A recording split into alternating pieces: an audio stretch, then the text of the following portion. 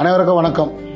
நான் தான் உங்கள் சோழிங்கநல்லூர் சட்டமன்ற உறுப்பினர் இசிஆர்பி சரவணன். தொடர்ந்து 2 நாட்களாகவே நீங்கள் பார்த்தீங்கன்னா சாலையோர கடைகள் மற்றும் முக்கிய பகுதியில் உள்ள கடைகள்லாம் ஒரு சில சமூக விரோதிகள் எங்கள் கட்சி பேரை சொல்லி கடையாக சென்று மாமூல் கேட்கறதா தகவல் வருது.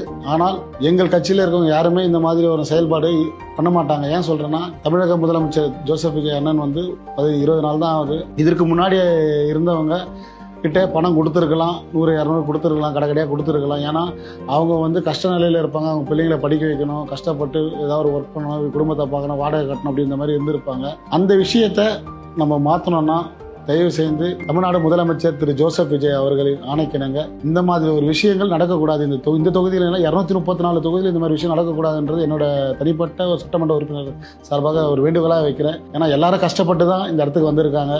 அதனால அந்த கஷ்டப்பட்டு அந்த ஒரு 100 ரூபா 200 வாங்கி அதை அவங்க சாப்பிட்றது அது உடம்புலேயே ஒட்டாது.